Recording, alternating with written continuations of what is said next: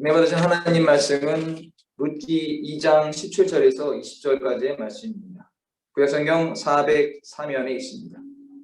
룻기 2장 17절에서 20절까지의 말씀입니다. 구약성경 403면에 있습니다. 룻기 2장 17절에서 20절까지의 말씀, 구약 403면, 다 찾으셨으면 한 목소리로 봉독합니다. 시작. 룻이 밭에서 저녁까지 죽고 그 죽은 것을 떠니 보리가 한 에바쯤 되는지라. 그것을 가지고 성읍에 들어가서 시어머니에게 그 죽은 것을 보이고 그가 배불리 먹고 남긴 것을 내어 시어머니에게 드리매 시어머니가 그에게 이르되 오늘 어디서 주었느냐 어디서 일을 하였느냐 너를 돌본 자에게 복이 있기를 원하노라 하니 룻이 누구에게서 일했는지를 시어머니에게 알게 하여 이르되 오늘 일하게 한 사람의 이름은 보아스니이다 하는지라.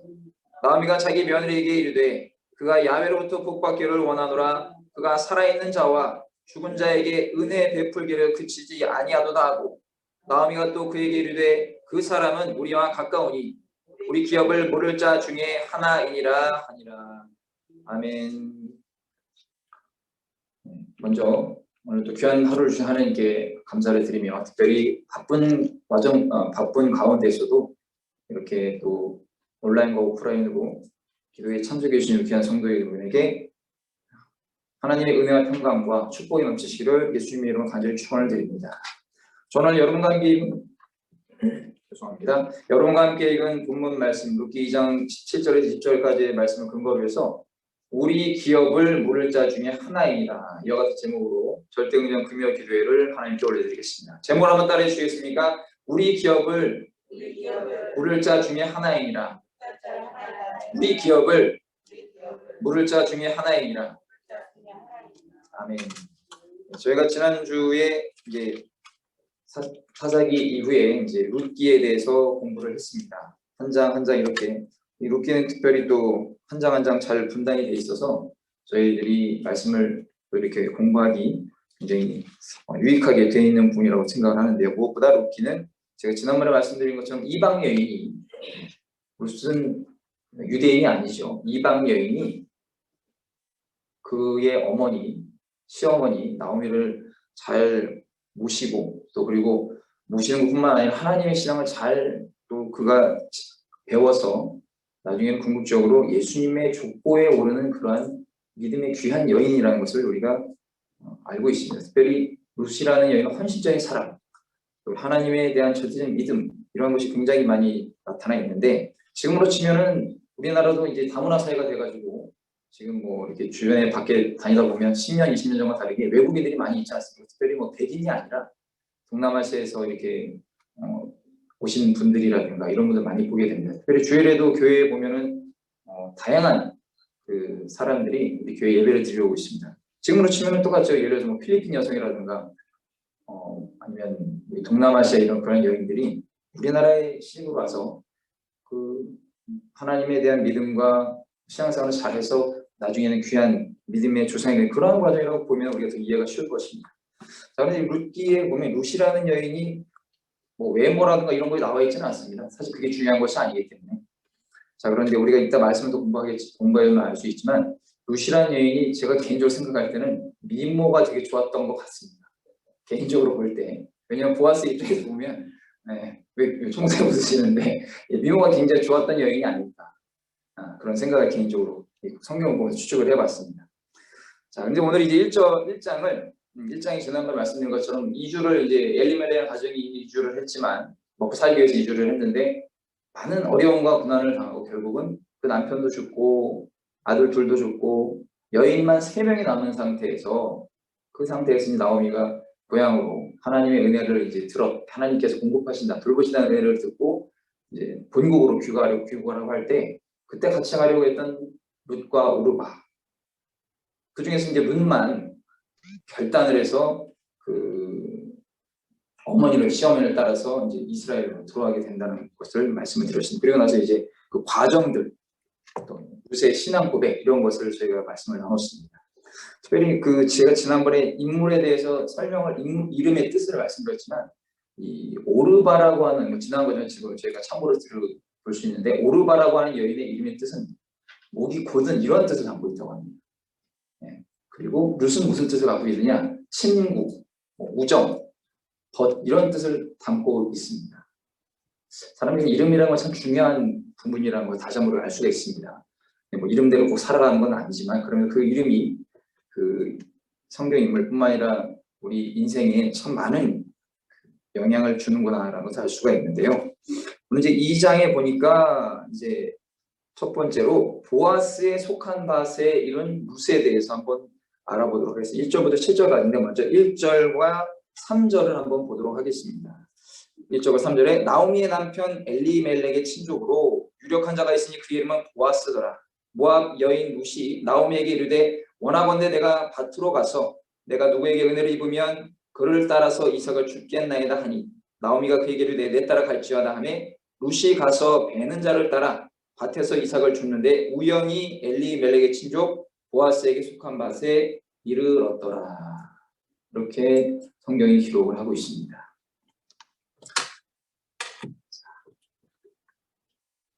이 1절에 보면은 먼저 유력한 자라고 나오는데요. 나오미의 남편 엘리멜렉의 친족으로 유력한 자가 있다. 이렇게 우리나라는 유력하다는 말을 잘 쓰지 않죠.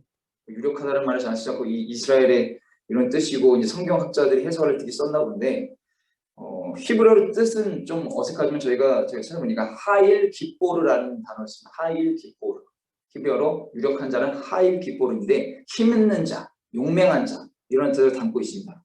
자, 그럼 뭐 기드온처럼 뭐 그런 아니면 무슨 삼손처럼 이런 힘이 있는 자인가 그런 뜻이라기보다는 물질적으로 또 이런 부유하다는 표현을 우리가 쓰고 있는데 영어 성경에 man of wealth라는 표현을 쓰고 있어요. 부자. 쉽게 부자예요. 그러니까 엘리멜렉 친족으로 부자가 있으니 이렇게 이해하면 이건 저희가 이거 더 쉬울 것입니다. 부자가 있으니 즉 재산을 모으고 유지하는데 뛰어난 능력과 힘을 가진 사람이라는 거예요. 이런 분들이 있지 않습니까? 사업을 하면 되게 잘 되는 분들이 계시고 어디에다 가게를 내 막 번창하는 분들이 계세요. 뭐 이런 분들이 투자를 하면 갑자기 그 투자가 요즘 투자가 투기가 되고 좀 문제가 있지만 그 투자도 잘 되고 한마디로 사업 수완이 좋은 분들이 있을 것이고 여러 가지로 그러니까 뭐 주의종으로 치면은 가는 곳마다 막 성도님들이 전도가 많이 되거나 아니면은 성도님들이 문제 해결되거나 많은 주의종들의 그 소망이죠. 저도 마찬가지고 성도님들이 문제 해결이 되고 또 저는 뭐 전도가 잘 되는 것도 좋겠지만 먼저 기존에 계신 성도님들이 많은 응답도 받고 회복의 은혜도 받고 그러면서 그러다 보면 자연스럽게 전도가 됩니다.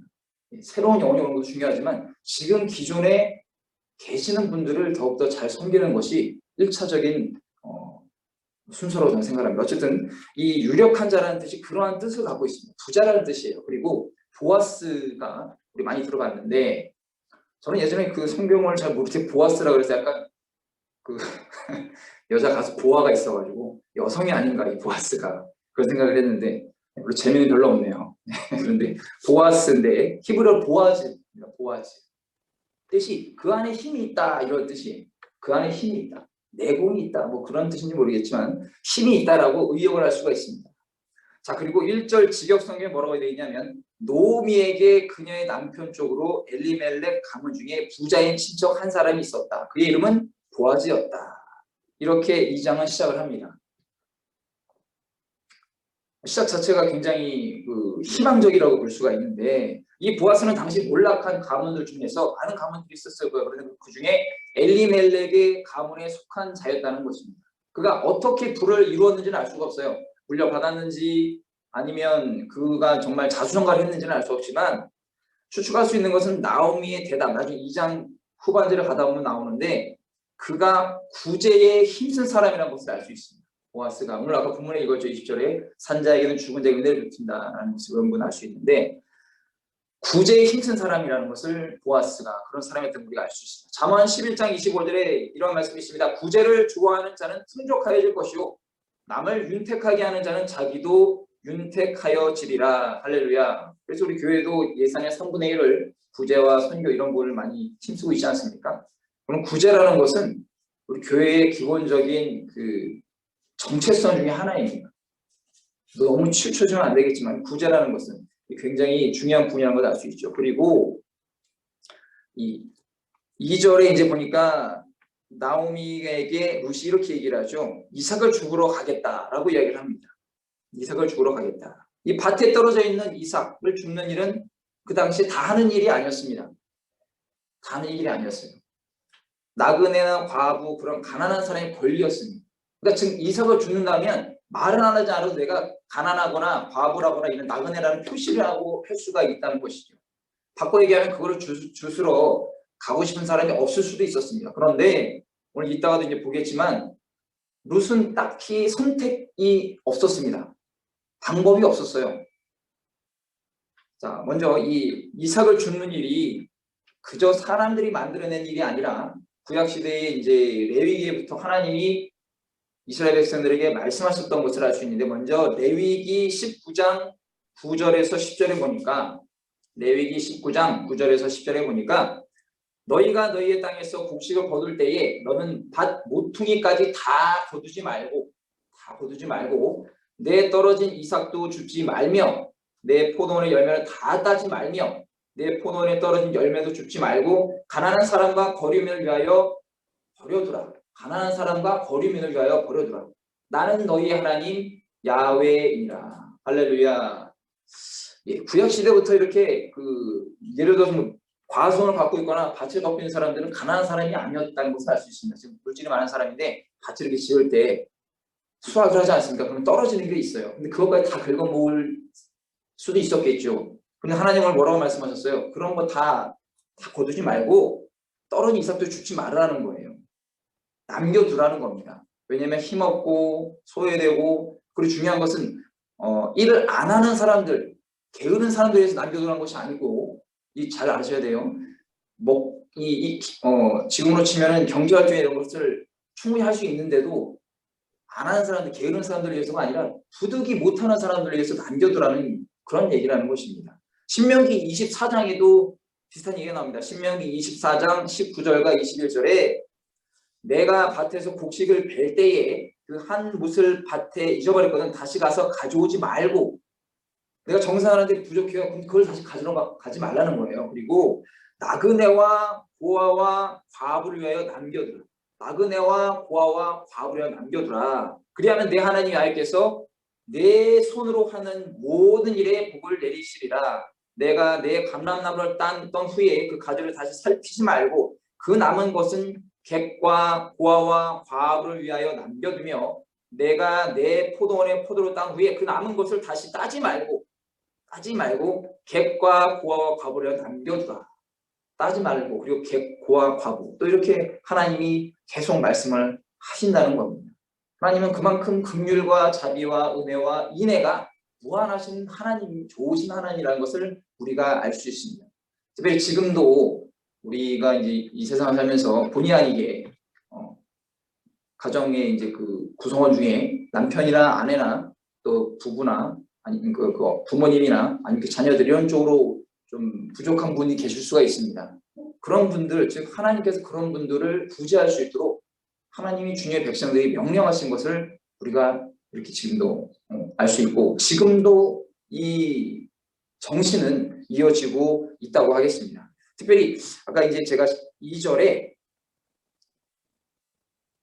나오미에게 룻이 이렇게 말하죠. 내가 누구에게 은혜를 입으면 그를 따라서 이삭을 죽겠습니다. 이것이 뭐라고 직역성에 되어 있냐면, 누구에게 은혜를 입으면, 우리가 이해할 수 있죠. 이거 직역성에 그의 눈에 든 후에 이렇게 얘기해요. 그의 눈에 들었다. 그의 눈에 들었다라는 거예요. 쉽게 말하면 직장인들이나 저도 뭐 외부에서 본다면 직장인이라고 할 수 있겠죠. 외부에서 봤을 때 저는 그렇게 생각하지 않지만, 많은 교회에 또 많은 사람들이 있고 직장이든 어디 많은 사람들이 있을 때 위에 사람에게 눈에 들고 가신 사람들이 있습니다. 눈에 들고 가신 사람이, 그것도 아부를 하고 아첨을 하고 이런 것이 아니라 열심히 한 사람들은 아부 아첨 안 해도 눈에 들 수밖에 없어요. 그렇죠? 꼭 누가 왔다고 해서 단정을 하고 앞에 이렇게 이 소위 말해서 이 알짱거린다고 해서 눈에 띄는 게 아니고, 정말 열심히 한 사람들은 보이지 않는 곳에서도 눈에 띄게 됩니다. 하나님의 눈에 먼저 들게 되는 거예요. 그러면 하나님 선택한 사람들이 그 사람을 또 눈에 들게 만들어줍니다.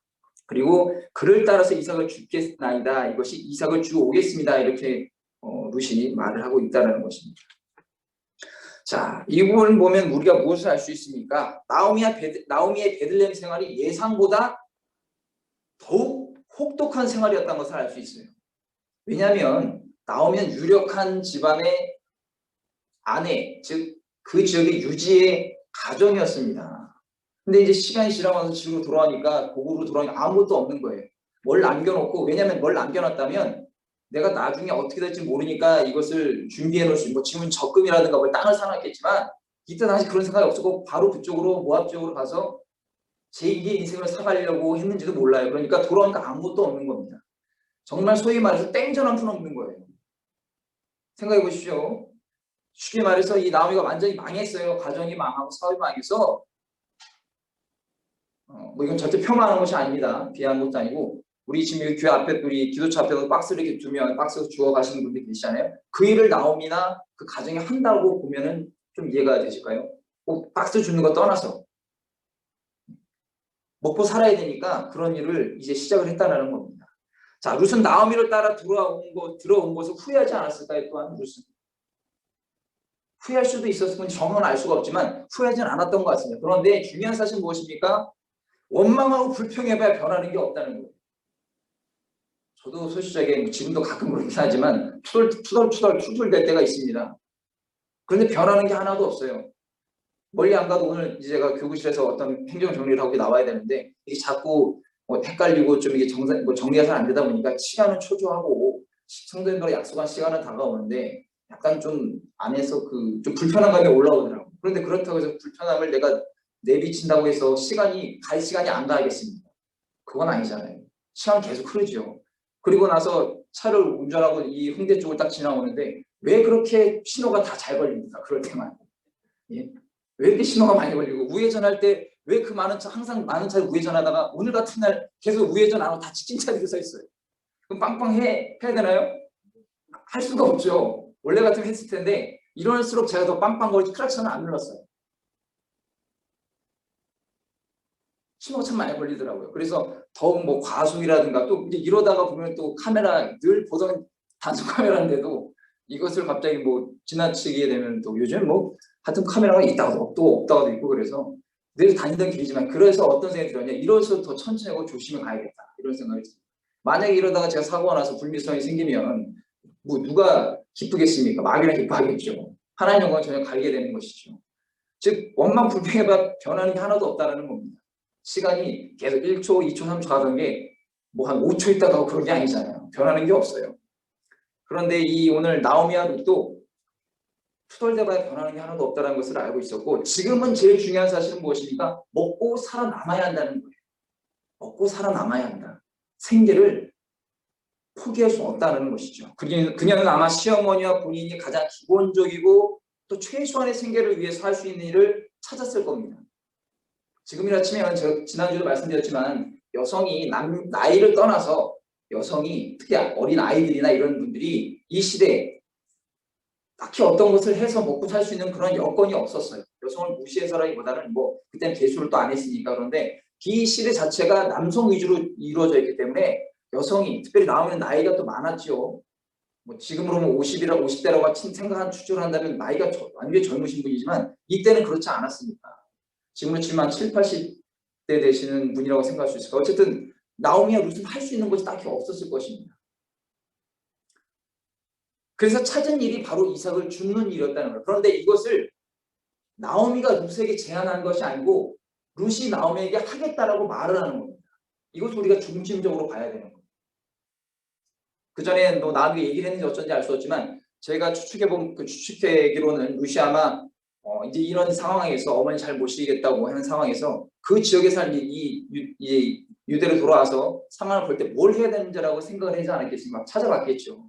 물어봤을 수도 있고. 그런데 결국은 할 수 있는 일은 이삭을 죽는 것밖에 없다라는 결과에 도달했다는 것입니다. 사랑하는 성도 여러분, 때로는 주님의 백성에게 극심한 생활의 고난이 당할 때가 있습니다. 많이 줄 수도 있고 적게 올 수도 있는데 그러한 때에 우리는 원망 불평하지 말고 주님의 영광을 가리는 악한 일이 아니라면 어떠한 일이라도 하면서 하나님의 은혜를 사모하고 주의 도우심을 간구해야 된다는 것입니다. 생계에 어려울 수 있어요. 그래서 때로는 교회의 그 직분을 잘 감당하지 못하거나 또 수요예배나 금요예배 나오지 못할 수도 있습니다. 교회에서 바라는 것은 어떻게 볼까요? 그 수요예배 또 그리고 금요예배나 지우형 예배를 잘 참석에 인도해 주시면 가장 좋겠지만 이 세상의 환경이 그렇지가 않습니다. 그것을 다 봐주는 직장은 거의 없죠. 그러다 보니까 아무래도 지금 이 시대적 흐름에 교회가 참 그런 부분 많이 고민을 해야 되는데, 그래서 저는 그렇게 기도를 드리죠. 그래도 지역 예배라든가 또 이제 공예배에 잘 참석할 수 있는 그런 직장 생활을 우리 성도님들이 지교육장이나 권사님이 하시면 참 좋겠다, 이렇게 기도를 많이 하고 있습니다. 자, 아까도 말씀드린 것처럼 악한 일이 아니라면 어떠한 것이라도 해야 되는 거예요. 하나님의 은혜를 그리고 간구하고 사모해야 됩니다. 학생들도 마찬가지로 열심히 기도하고 예배 잘 드리고 그러고 나서 공부를 해야 하나님 그 지혜를 주시고 머리 열어주시는 것이, 그냥 무조건 학원에 가서 하루 종일 남아있다고 공부가 잘 되는 분들이 있을 수 있겠습니다. 그렇지만 공부가 잘 된다고 하면 결국 그 학생의 자녀의 영성은 떨어질 수밖에 없는 것입니다. 제가 이제 신학생 때 알바를 어떻게 하려고 했냐면, 신학교 1학년 들어가서 이제 그 달마다 입학금을 내야 되지, 그 학기 등록금을 내야 되지 않습니까? 근데 뭐 적지 않은 금액이었습니다. 뭐 금액은 액수를 정확히 말씀드리면 참 송구하지만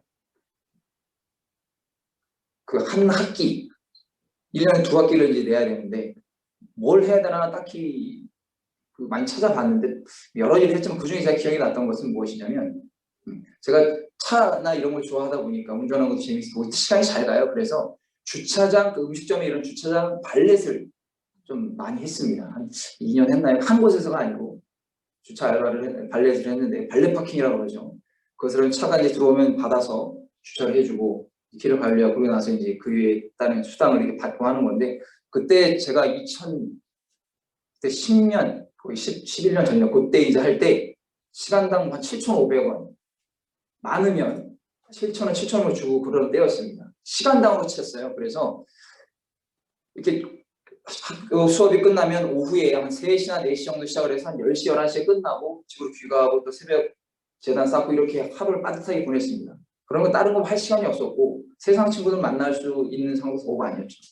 그런데 하다 보니까 뭐 돈의 욕심이라고 하긴 뭐하지만 어쨌든 학비 이외에 또 다른 생활비도 써야 되지 않겠습니까? 또 어머니 혼자 계시고 또 어머니 일을 하시면 이게 여의치가 않았어요. 그러다 보니까 한 달에 받는 것이 오전에 하루만 하더라도 받는 것이 뭐 한 5, 60만 원 정도? 그 정도밖에 안 되는 겁니다. 많아야 70만 원 정도 되는 것이고. 그런데 제가 생각했던 것이 토요일도 월요일도 그래서 알바를 잡았어요. 그러니까 A라는, 예를 들어서 제가 홍대에서 월요일, 화수목금을 이렇게 알바를 했다 그러면 신촌 가가지고 토, 월 뭐 이렇게 알바를 2탕을 이렇게 뛰는 것이죠. 근데 희한한 것은 그렇게 또 열려주셨어요. 하나님께서. 내가 원한다고 해서 여기서 알바하고 이렇게 할 수 있는 것이 아니라 그 환경에 따라 하나님 그래도 제가 기도를 하고 간구하니까 하나님 그렇게 열어주셨다라는 겁니다. 그래서 한 4년 동안을 그렇게 잘 충실히 생활을 했습니다.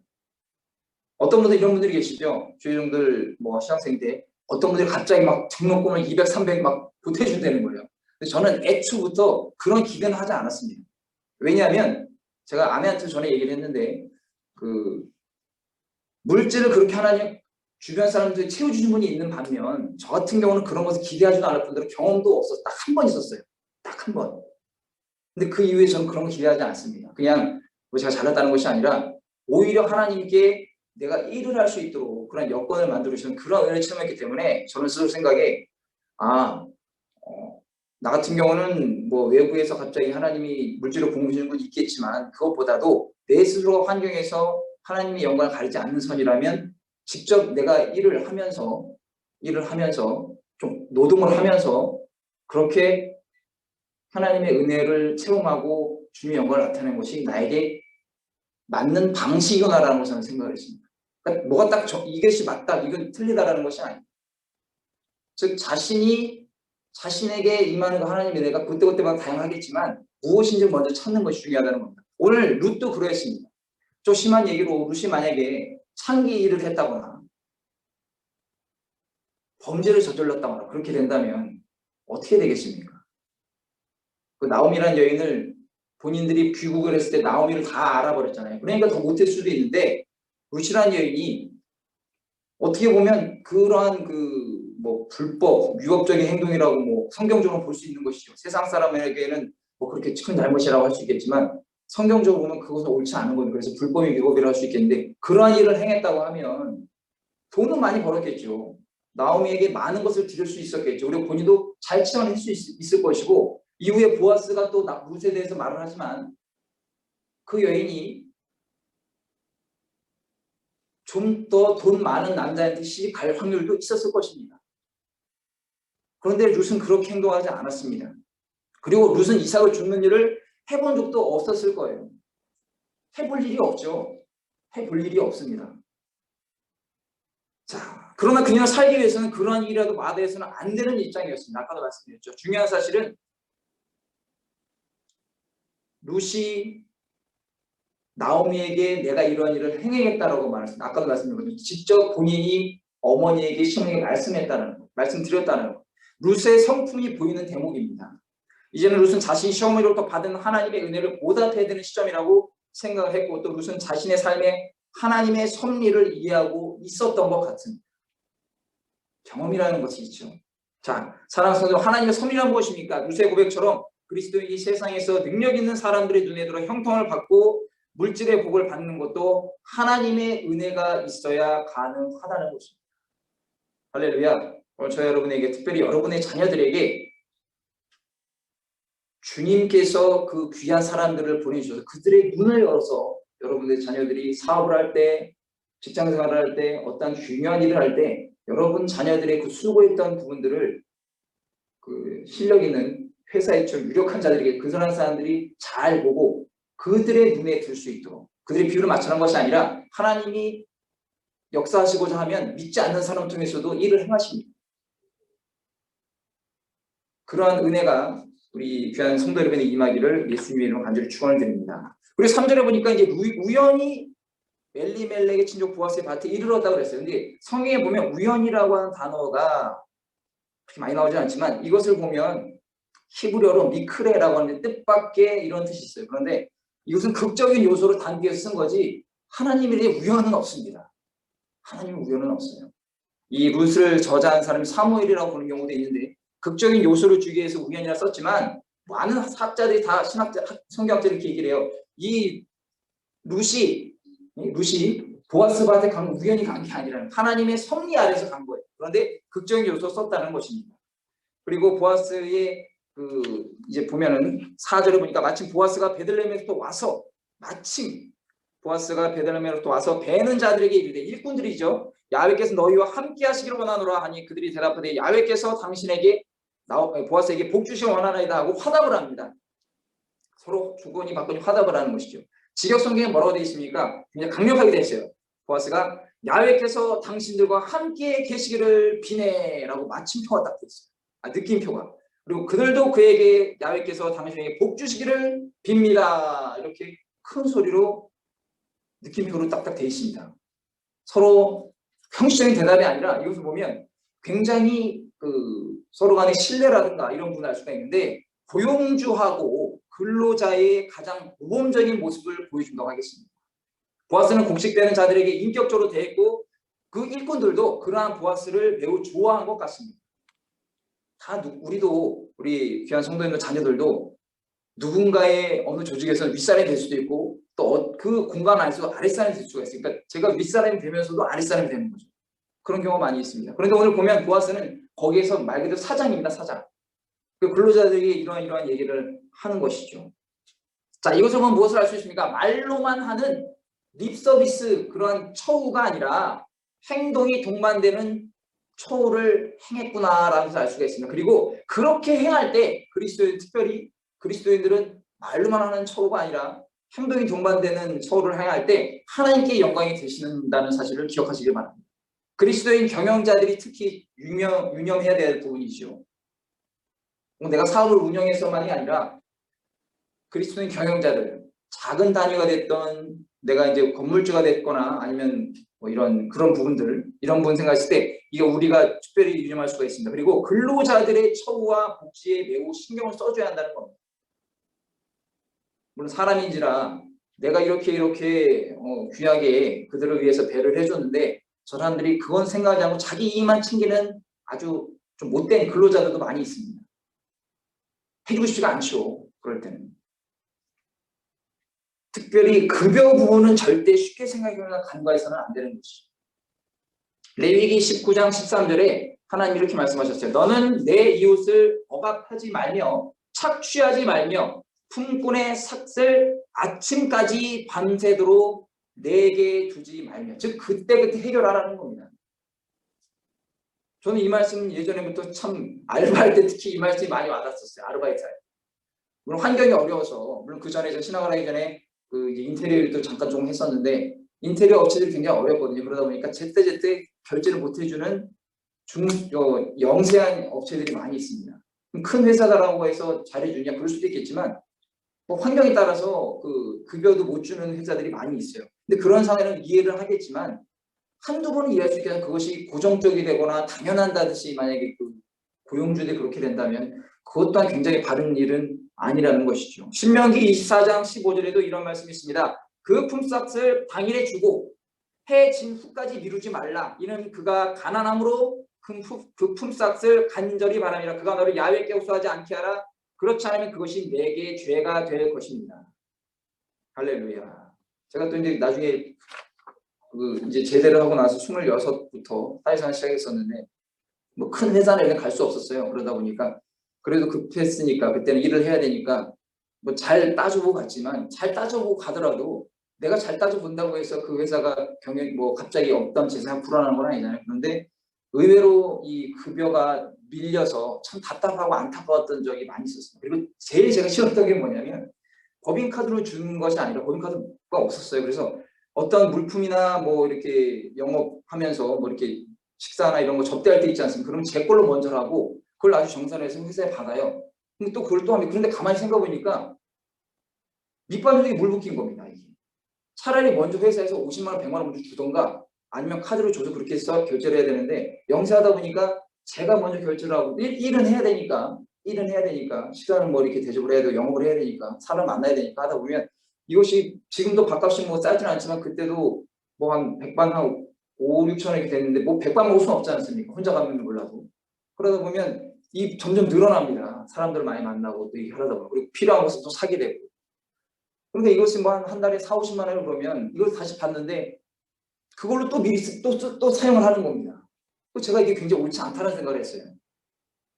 그리고 지금도 사무실에서도 교구실에서도 제가 우리 대교구 통장 회계를 제가 본의 아니게 맡았지만 저는 그 통장 안에 있는 돈 있으면 그 안에서만 사용을 합니다. 제가 개인이 먼저 했다가 이게 또 회계 장부가 또 엉키면 굉장히 피곤하거든요.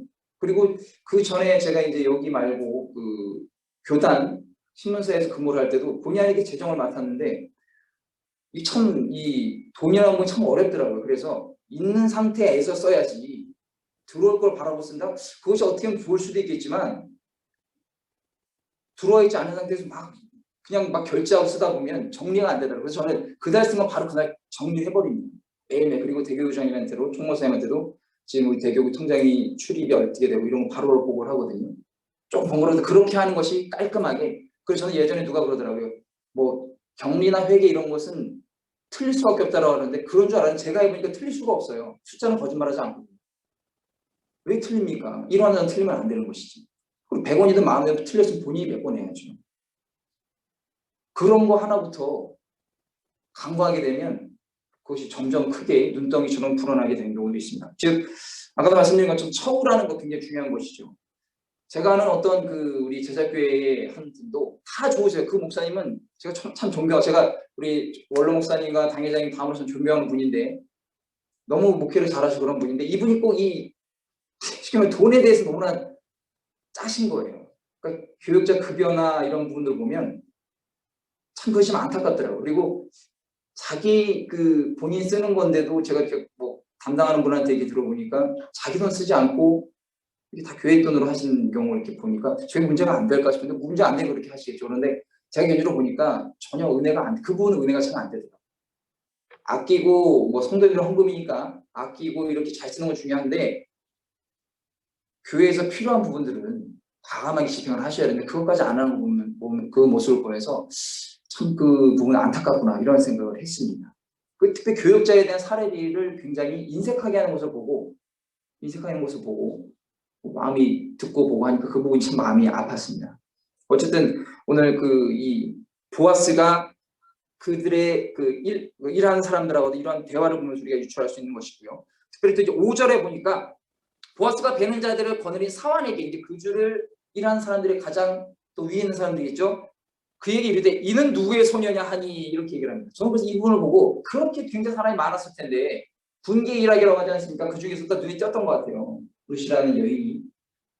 그러니까 6절에 베는 자를 거느린 사환이 대답하되 이는 나오미와 함께 모압 지방에서 돌아온 모압 소녀인데, 이렇게 얘기를 합니다. 자, 그런데 여기서 보면 이 사환이 룻을 모압 소녀라고 하면서 이방인이라는 사실을 부각을 합니다. 왜 그렇게 얘기를 합니까? 이미 신분이 바뀌었는데 나오미의 며느리고 어쨌든 이 땅으로 시집 온 사람 아닙니까? 그런데 이렇게 얘기를 하는 것이 굉장히 불편하게 들립니다. 그리고 이 사환의 대답에 모순이 있다는 것이죠. 즉 보아스의 친족인 엘리멜렉의 가족입니다. 친족 관계이죠. 자, 그런데 그렇게 얘기를 하고 나서 7절에 그의 말이 나로 베는 자를 따라 단 사이에서 이삭을 죽게 하소서 하였고, 한번 줄쳐볼까요? 아침부터 와서 잠시 집에서 쉰 외에 지금까지 계속하는 중이니이다. 이렇게. 그래도 가장 요 말은 참 잘해줬네요. 이 사환이라는 사람이. 아침부터 와서, 이 아침이 우리가 말하는 7, 8시가 아닙니다. 새벽이에요. 성경의 본뜻은 새벽. 아침부터 와서 히브리어로 보케를 쓰는데 새벽부터 와서 일하고 있다는 겁니다. 계속하는 중이다라는 것은 히브리어 또 뜻에 서 있다, 서서 계속 죽는 거예요. 서서 구부려서 죽고, 밀레의 그 이삭 죽기라는 그 화면을 제가 찾고 있다가 깜빡 놓쳤는데 다음에 제가 다음 시간에 준비하도록 하겠습니다. 거기 보면 여인 셋이 나오는데 계속 죽잖아요. 저희 예전에 어머니 보니까 빨래 이렇게 담갔다가 헹구고 허리 쓰면 되게 힘들어 하시는데 그거 한 2번 해도 힘든데 아침 새벽부터 저녁까지 계속 주웠다 섰다 해보시면 젊은 장정이라도 허리가 남아나지 않을 겁니다. 얼마나 성실하게 꾸준히 일을 했는지 룻에 대한 자세를 볼 수가 있다는 겁니다. 성공하는 사람들의 자세는 이런 부지런함이 있습니다. 근면 성실이 있어야 된다는 것이죠. 그래서 제가 전에도 말씀드렸는지 모르겠지만 다른 데 가서 이렇게 얘기를 하다 보면 성공한 사람은 다 부지런한 사람들이에요. 근데 부지런하고 다 성공한 건 아니지만 성공의 때가 있으니까. 근데 성공한 사람들 중에 게으른 사람이 없습니다. 신앙생활도요. 게으른 사람들은 하나님의 복을 받는 것이 느릴 수도 있고 못 받을 수가 있습니다.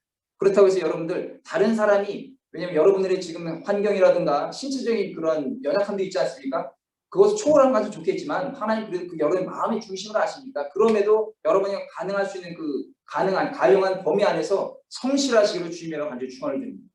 그 가용한 범위 안에서 충실하게 공예배 드리시고 기도회도 하시고 새벽 예배 드리시고 봉사하시고 헌신하시고, 오늘 그러한 부분을 성경은 말씀하고 있다는 것입니다.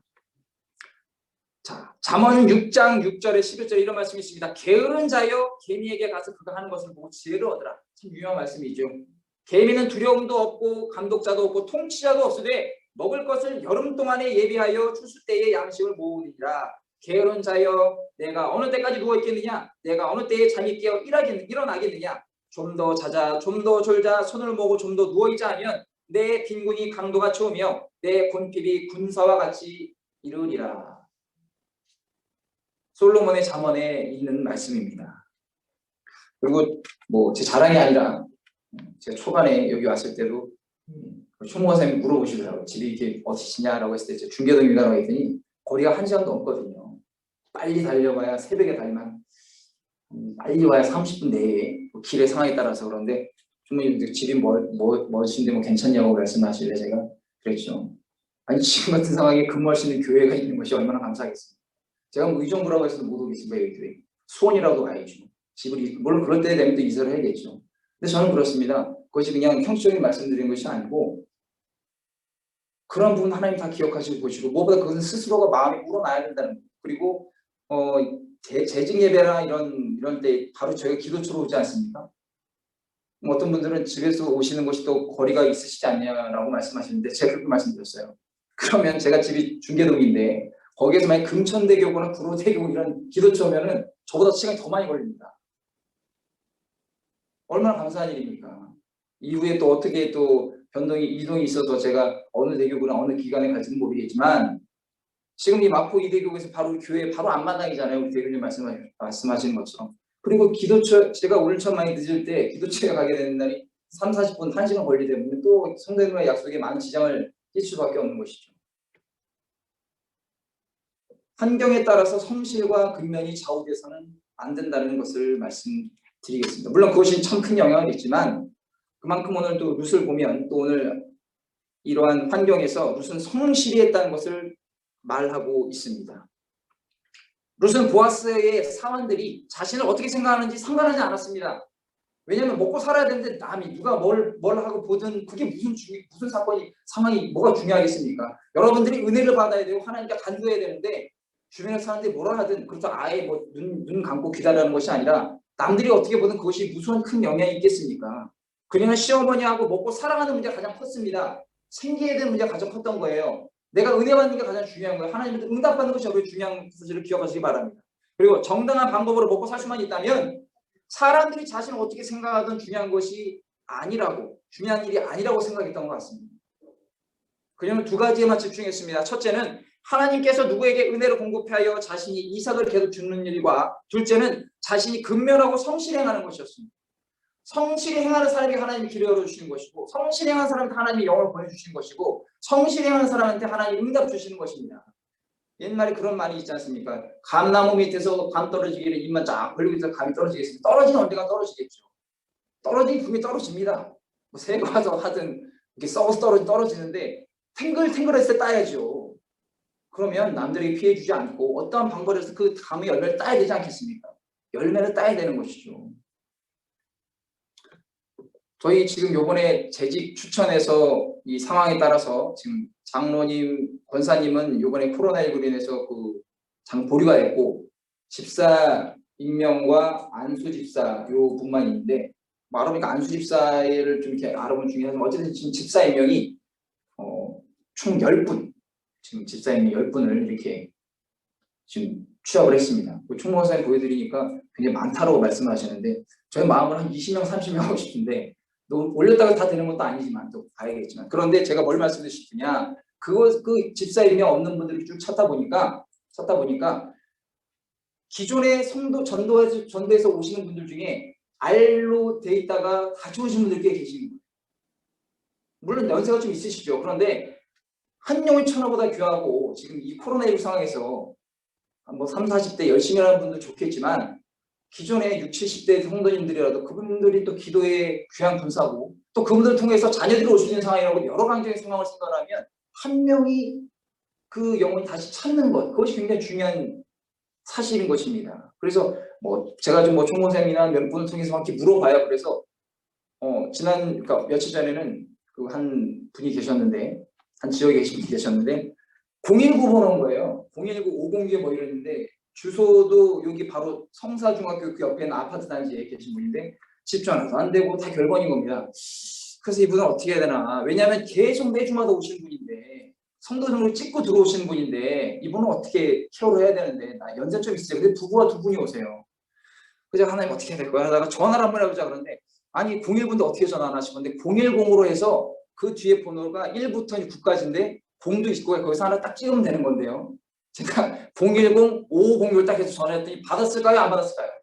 할렐루야 전화 받았어요. 아무 계시죠? 그러니까 받으셨더라고요. 누구십니까? 그래서 여차여차해서 네, 성산교구 성기훈은 이건 목사입니다. 여차여차 했더니 본인이 여기 성사중학교 옆에 그 월드컵 아파트 살았다가 사정이 있어 김포로 이사를 가셨는데 그러면서 못 나오시다가 다시 여의도로 오신다고 매주일마다 성미주 계시다고 하셨는 사실 들었어요. 그래서 이번 주일날 꼭 오셔서 제가 인사를 한번 드리고 싶습니다. 한번 뵈면 좋겠습니다. 했더니 알았다라고 말씀하십니다. 굉장히 놀랐습니다. 절대 제 잘난 척하는 게 아니에요. 오해하지 마시고요. 어떻게 해서든 진짜 성실하게 어떻게 찾아낸다 보면 나옵니다.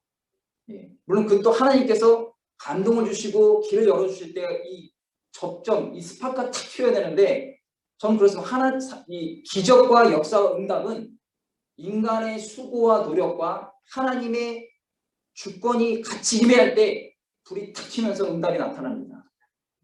하나님은 항상 우리가 보호 주시려고 응답하시려고 준비를 하고 계세요. 언제나 하나님 스탠바이에 돼 있으신데 우리가 몰라서 게을러서 못 받을 경우가 있어요. 그럼 너무 안타깝지 않습니까? 오늘 저와 여러분이 이런 뉴스를 보면서 성실한 자세가 무엇인가 다시 한번, 참 어떻게 보면 우리 연배가 많으신 성도님들이 다 대부분이신데 좀 외람되지만 좀 송구하지만 양해하고 주님의 말씀이라고 저는 전달자인, 저는 신부로뿐이니까 그런 부분을 다시 한번 깊이 생각해 보시는 시간이 되시길 주님이라 간절히 축원을 드립니다. 둘째로 룻을 선대하는 보아스에 대해서 알아보겠습니다. 8절과 9절인데요. 보아스가 룻에게 이르되 내 딸아 들으라. 이삭을 주우러 다른 밭으로 가지 말며 여기서 떠나지 말고 나의 소녀들과 함께 있으라. 그들이 베는 밭을 보고 그들을 따르라. 내가 그 소년들에게 명령하여 너를 건드리지 말라 하였느니라. 건드리지 말라 하였느니라. 목이 마르거든 그들의 그릇에 가서 소년들이 길어온 것을 마실지라 하는지라. 여기 보면 다른 밭으로 가지 말고 여러 가지가 있지만 저는 어떤 부분이 더 눈에 띄었냐면 너를 건드리지 말라 하였느니라. 이것을 보니까 룻이 아마 이렇게 예쁘고 막 그런 스타일이 아니었을까 그런 생각을 해봅니다. 보아스가 그렇게 나이가 좀 있었으니까 그런 부분들을 말을 하고 있는 것인데, 보아스의 밭은 그 어느 곳보다도 이삭을 잘 줄 수 있는 최적의 장소였던 것 같아요. 그 당시에 이삭을 주는 곳이 보아스의 밭만 있었겠습니까? 다른 곳도 많이 있었을 거예요. 그런데 아마 그곳에 가장 많은 사람들이 왔던 것 같고 그만큼 많이 흘려줬겠죠. 그리고 보아스가 많이 이렇게 베풀었던 것 같습니다. 지금으로 치면 규제가 많이 없는 거예요. 나라에 자꾸 뭐 세금 내고 뭐 자꾸 좀 심한 말로 자꾸 규제 내리고 뭐 세금 받고 어떻게 다 뜯어내려고 하지 않습니까? 그럼 기업들이 어떻게 일을 하겠습니까? 물론 기업들도 그렇게 하려는 이유가 기업에서 자꾸 이렇게 돈을 뭐 횡령하거나 여러 식으로 내고 안 내고 하는 그런 분도 있겠지만 자꾸 그렇게 속된 말로 때려잡으면 기업들이 일을 못합니다.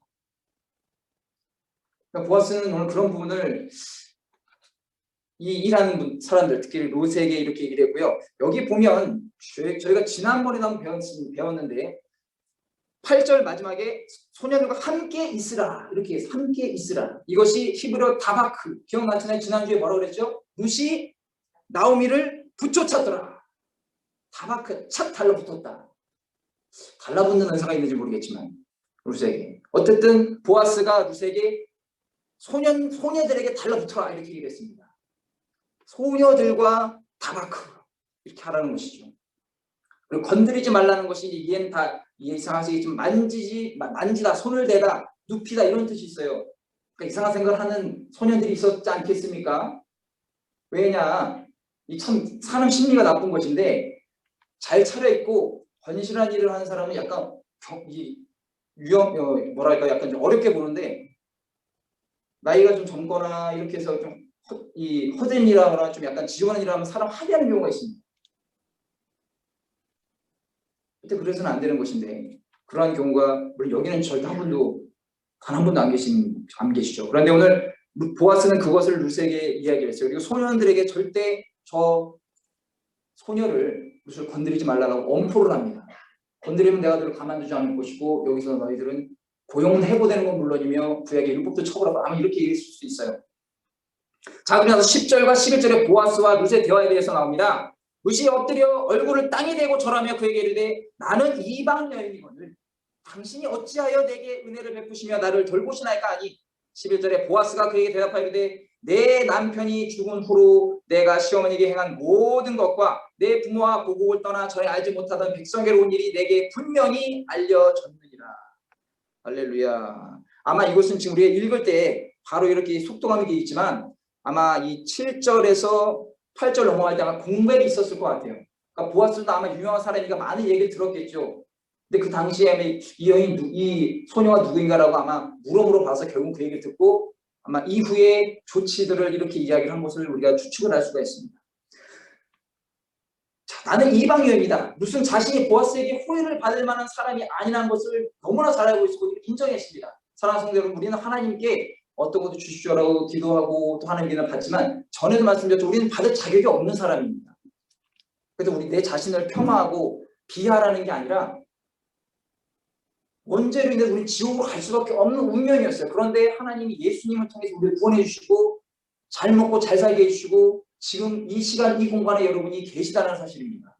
그리고 여러분의 귀한 자녀들, 귀한 가정, 많은 것을 주셨어요. 저도 말씀드리지만 제가 뭘 안다고 여기 단상에서 주님 말씀 대언하겠습니까?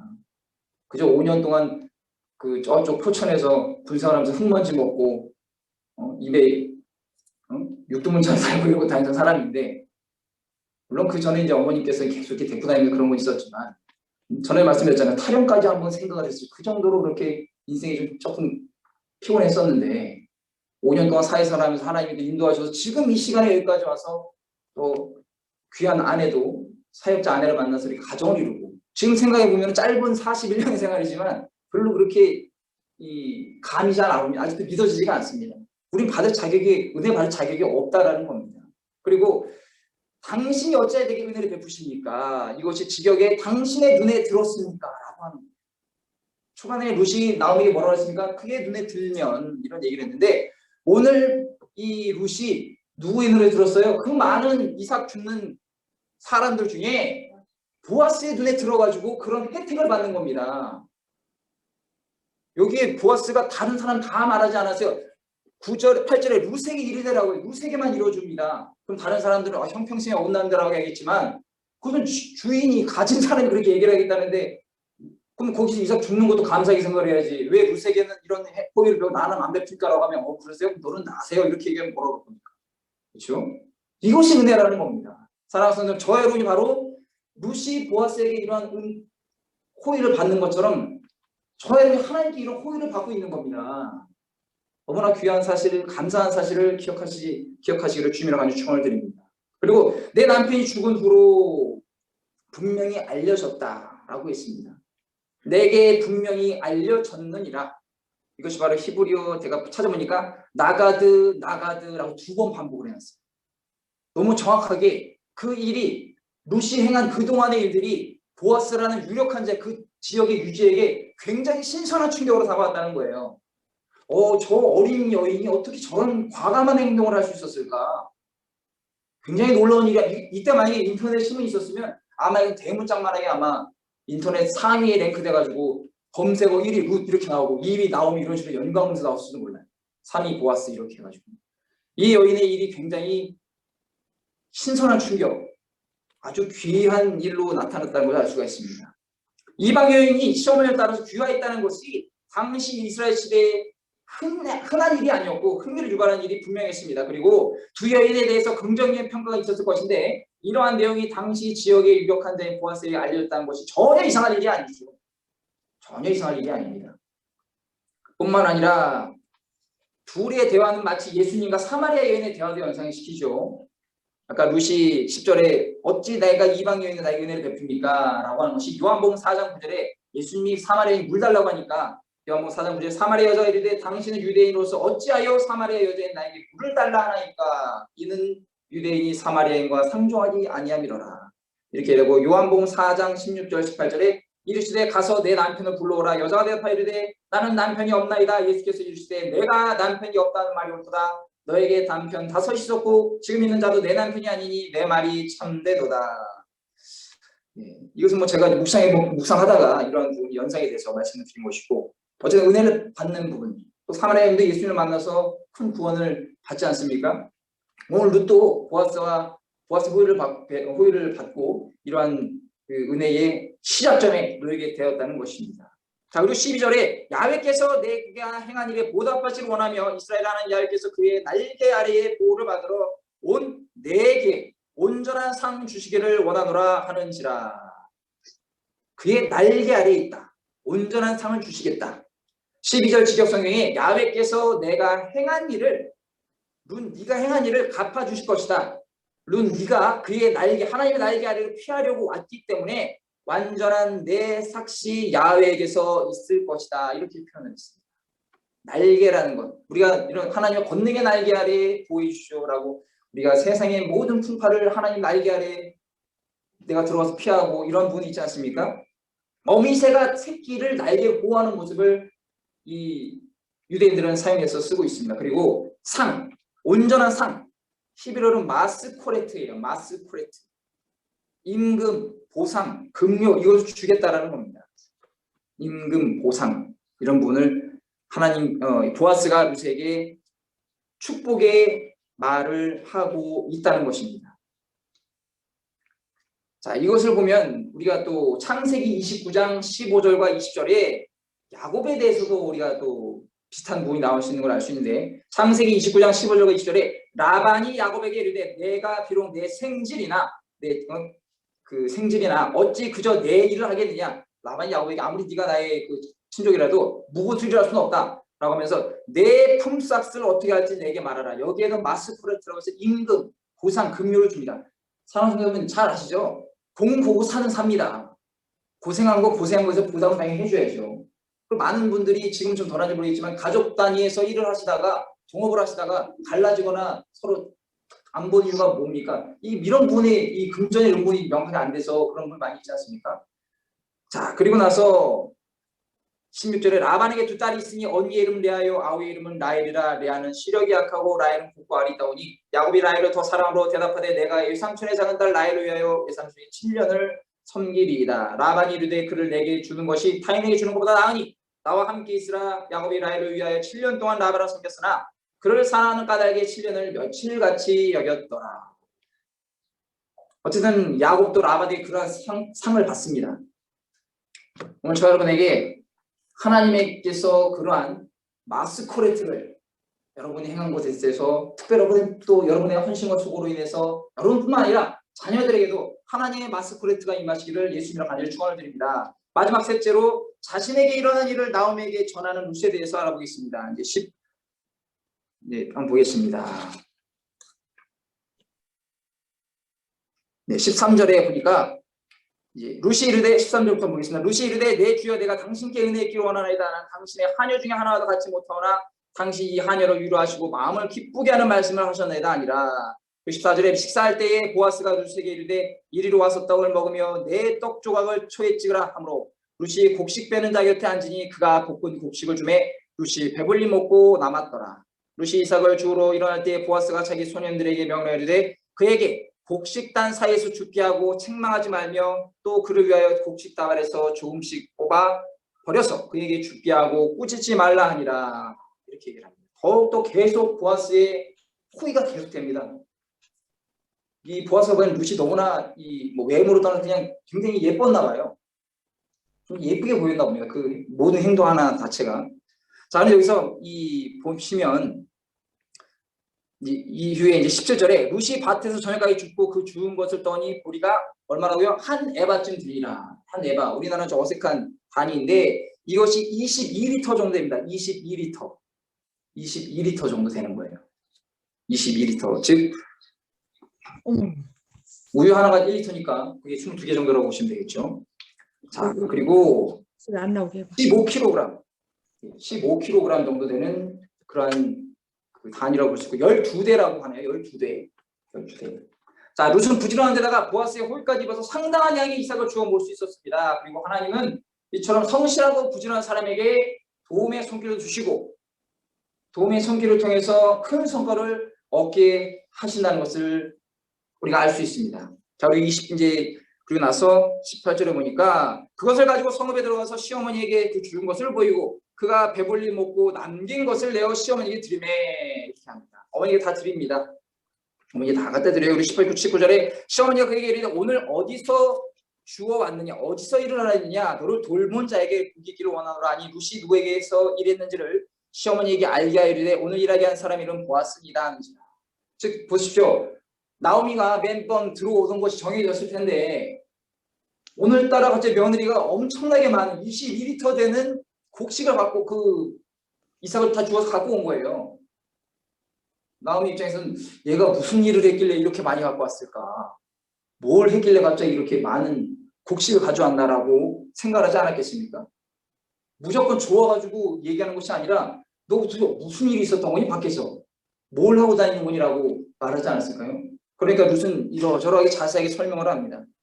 그러니까 20절에 나오미가 자기 며느리에게 이르되 그가 야훼로부터 복받기를 원하노라. 그가 살아있는 자와 죽은 자에게 은혜 베푸기를 그치지 아니하도다 하고 나오미가 또 그에게 이르되 그 사람은 우리와 가까우니 우리 기업을 물을 자 중에 하나이니라 하니라. 자, 기업을 물을 자라는 것 히브리어로 우리 많이 성경에도 나오지만 고엘이라고 합니다. 고엘. 가알이에요. 히브리어면 가알. 레위기 25장 25절에 만일 내 형제가 가난하여 그의 기업 중에서 얼마를 팔았으면 그에게 가까운 기업 물을 자가 와서 그의 형제가 판 것을 물을 것이요 라고 레위기에도 나와 있습니다. 즉 고대 이스라엘 사회에서는 어떤 사람이 공경에 처한 경우가 있어요. 살다보면 그러면 그의 가까운 친족 중에 고엘, 가알이 대신해서 보상을 해주거나 회복을 시켜주는 데 의무는 다음과 같습니다. 첫째로 자기 형제나 동족의 토지를 다시 사줍니다. 두 번째, 노예가 된 동족의 몸값을 대신 지불하고 해방을 시켜줍니다. 셋째로 동족의 후사 없이 죽은 경우에는 그 미망인과 결혼해서 대를 이을 자식을 얻게 합니다. 마지막 넷째로 동족이 억울하게 죽었을 경우에는 복수도 해줍니다. 오늘 이 보아스의 루스의 얘기는 세 번째죠. 동족이 후사 없이 죽었을 경우에 그 미망인과 결혼해서 대를 이을 자식을 얻게 한다는 것입니다. 이러한 고해 제도는 당시 기업과 혈족의 보존과 또 부당한 피해에 대한 보상을 위한 것으로 이스라엘 각 지파는 자신들이 분배받은 기업, 땅을 영구히 보존하고 또 혈족을 유지하면서 이스라엘 공동체에 대해서 억울한 일이 발생했을 때 정당한 보상을 해주게끔 제도화를 만들었다는 것이죠. 근본적으로 백성들 간의 상부상조, 사랑, 평등, 회복을 강화하기 위한 것이라고 할 수가 있겠습니다. 사랑하는 성도 여러분, 영적인 교훈이 무엇입니까? 죄의 노예가 돼서 영적인 숙명을 받을 필요가 있는 사람들을 되찾아오는 위대한 일을 행하시는 구속자 예수 그리스도에 대한 모습을 보여준다고 하겠습니다. 그러므로 보아스는 우리의 구속자 예수 그리스도의 예표라는 것이죠. 자, 21절과 23절을 보겠습니다. 루카 나오미 대가 나옵니다. 모함 여인 루시 이르되 그가 내게 또 이르기를 내 추수를 다 마치기까지 너는 내 소년들에게 가까이 있으라 하더이다. 다바크해라 라고 또 얘기를 합니다. 22절에 나오미가 며느리 룻에게 이르되 내 딸아 너는 그의 소년들과 함께 나가고 다른 밭에서 사람을 만나지 아니하는 것이 좋으니라 하는지라 이렇게 얘기를 합니다. 그런데 직역성경이 조금 뜻이 달라요. 제가 그냥 읽어드릴게요. 22절 직역성경이 내가 그의 하녀들과 함께 나가는 것이 참 좋다. 내 딸아 그들이 너를 괴롭혀서 내가 다른 밭으로 가는 일은 없을 것이다.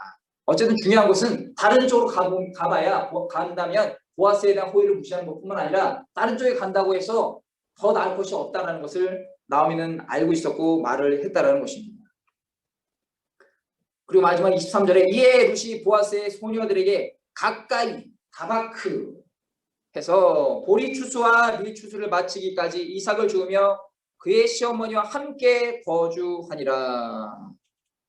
자, 보리 추수와 밀 추수라는 것이 이렇게 나오니까 이것은 바로 보통 4월 중순부터 지금쯤 되겠죠. 그리고 밀 추수는 6월 중순까지 되는데 그 기간 동안 거의 2달 동안 이삭을 주며 나오미 옆에 있었다라는 것입니다.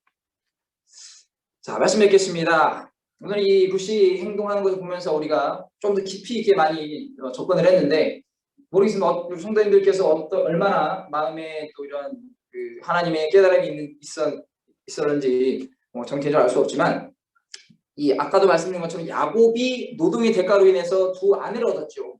라헬과 레아를 얻고 뿐만 아니라 그것으로 인해서 귀중한 가정을 얻어서 12지파의 아버지가 됩니다. 그런 것처럼 룻은 시어머니를 잘 모신 대가로 보아스를 만나서 유력한 가정의 아내가 됩니다. 그리고 나아가서 다윗의 증조모가 되어서 이방 여인으로서 다른 여인들도 있지만 예수 그리스도의 족보에 오르는 위대한 믿음의 조상이 되었다는 것입니다.